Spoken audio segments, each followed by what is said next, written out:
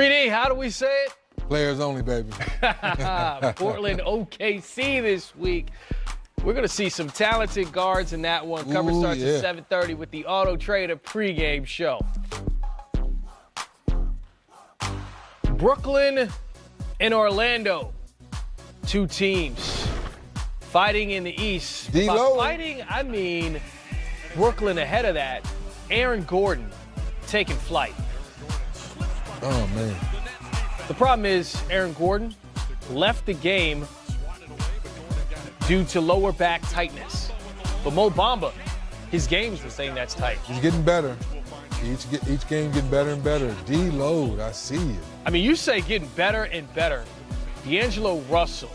He's getting refocused. Mm-hmm. That's what he's getting refocused, Chris. That looked like a focused face right there. Yes. So Nikola Vucevic going to work inside, tying the game at 113, 30 seconds to go. D'Angelo Russell, focused. The step back. Ice more in his vein, there it is. Yeah. Ice more in his vein. You got to have your own thing, right? That's right. Evan Fournier looking to match on the other end. Okay, pass it to Fournier. Champagne. Oh, no. That champagne don't taste good. Nope. Nets have now won 7 of their last 9.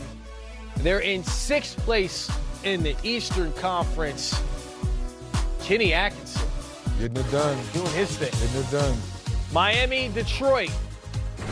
2 more teams in the mix. Must see BG's back. Trying to make that playoff push out east. And there's a theme because Andre Drummond also out of this game.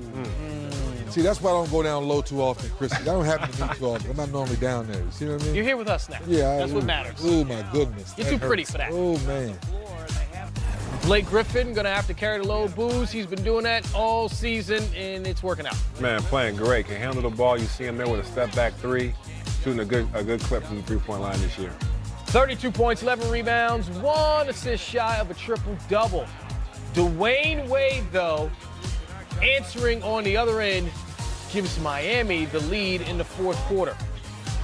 Flash letting us know, spin cycle, a little bit left in the tank, Flash. 20 points, 8 assists. We got a 3-point game with 11 seconds to go. Wade gonna get the look. A little off balance, kind of forced a little bit. So the Detroit Pistons get the win 98-93, despite the very good game from Dwayne Wade, but the excellent performance from Blake Griffin. Cleveland, Utah. And we're going to say this was a practice session for the Practice. Donovan Mitchell, he's happy, Booze. You know why? Because he's going to get his numbers early and often. Yeah, he was playing terrific. You see him throw it up to the big fella Gobert right there. This one would be a blowout. And then Mitchell saying, okay, I got to get my numbers quick because he didn't stay on the floor long.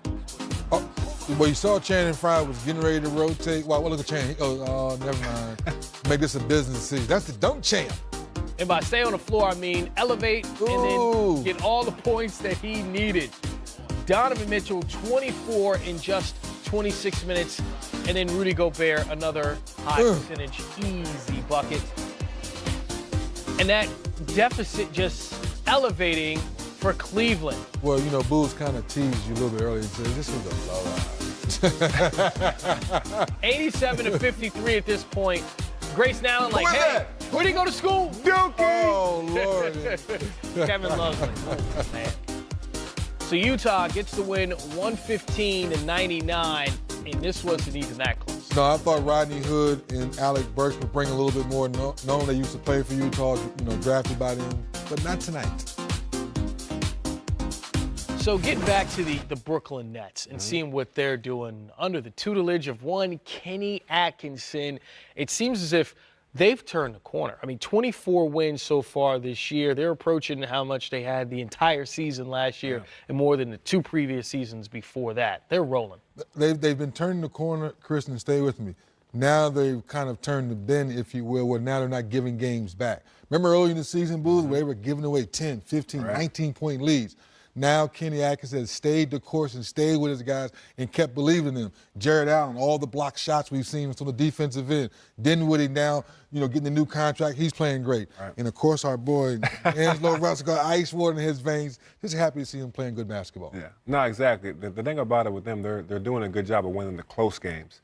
That's what I'm impressed with. That's why you got him in the playoff picture right now. They got a couple guys playing terrific. Their guards have been playing terrific all season. Allen's been doing a good job of anchoring the rim, but they're winning the close games, and that's why they're having the success that they're having. Yeah, to that point, 9-5 this year in games decided by 3 points or less, and that's something we've seen in the previous seasons. They fight tough, but lose those games. They're finding out ways to win this year. We had some nominees for Courtside Certified. Stay Coogee down to the socks. We see Boogie coming in. That's up next on Game Time. The new MVP ladder is out on NBA.com. Sekou has moved James Harden into the pole position, displacing the Greek freak. Joel Embiid has entered the picture as well at number 5. Care to explain yourself?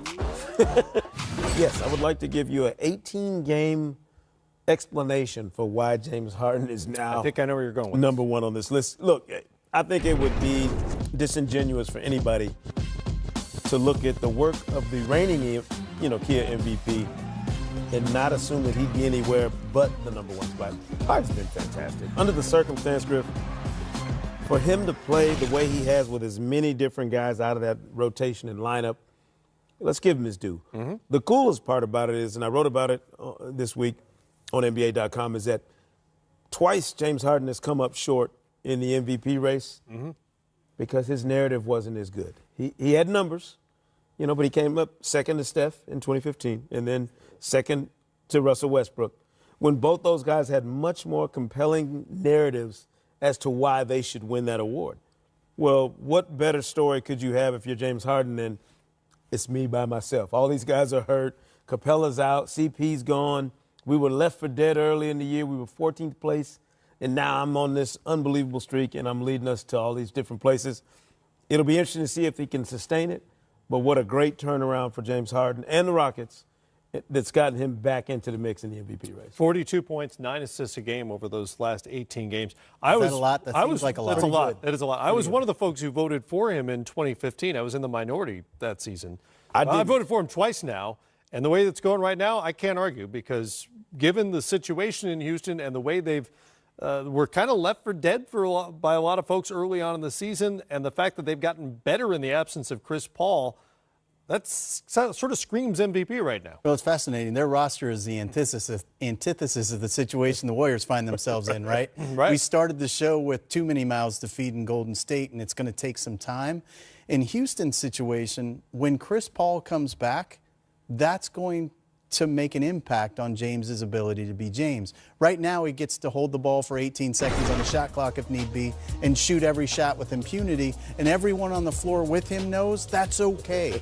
Sometimes it's easier to play that way free and easy. Now, having said that, what he's doing statistically, he's being this prolific, winning games against all of the best teams in the league. It's miraculous. It really is what he's doing right now. Nobody's ever done this. The numbers are just mind-blowing. Every time we cite a statistic, it goes back to like Wilt Chamberlain, typically.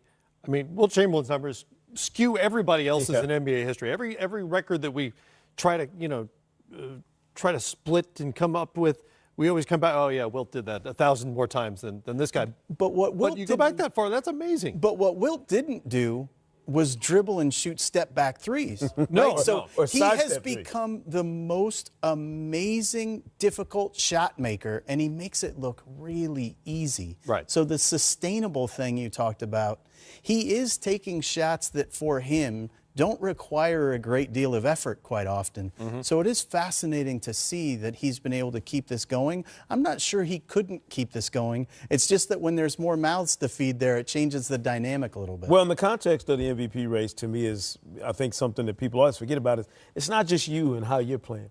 It's the other guys. Giannis has an unbelievable season going right now, in a season where his team has gone to another level. So you're going to have to contend with Giannis when the final votes are taken. Steph Curry, the two-time Kia MVP, is playing like he wants to be a three-time Kia MVP, doing historic things of his own. You add in Joel Embiid in the season he's having.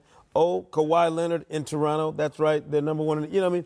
There's all these other guys, and I don't even want to bring up the other guy that's sitting out right now in L.A., who the minute LeBron comes back, right, he immediately, burrows his way right back up into probably the start mix. making his case Exactly. by returning and playing better basketball. And a lot of people tell you that LeBron's absence and the struggles the Lakers have had enhances his MVP case, or should only serve to magnify the importance of having him in that lineup. So the entire landscape has all these different stories you could tell. And that's why I say it year after year. Your narrative oftentimes is what separates you at the end of the day. Everybody's going to have MVP numbers, but does everybody have a story that sounds as compelling to these voters? And I'm one of them. We all have had our hand in the vote at some point or another, Matt. What are we swayed by? The raw numbers, your impact, or a combination of those things, which usually means the narrative that's been weaved from the start of a season to the end. We knew Russ was going to win that MVP award. We talked about it in the summer. The day Kevin Durant decided he was leaving Oklahoma City, we're like, if Russ goes out and has a monster season, he's going to be on everybody's mind for MVP. Well, he went out and averaged a triple-double. Right. Pretty easy to figure that one out. Now, to me, this was kind of anybody's season with LeBron going west. Giannis stepped into that void and, to me, really took off, in terms of his viability as a legitimate candidate. But James Harden is kind of flipping that now. He's kind of making that more difficult to do because Giannis can't do it in a vacuum. He's doing it in a league where there are other guys who are having outstanding seasons as well. Well, you guys being voters, and I am not, I'll ask you guys both a question then. What has to happen in Denver for Jokic to really get consideration?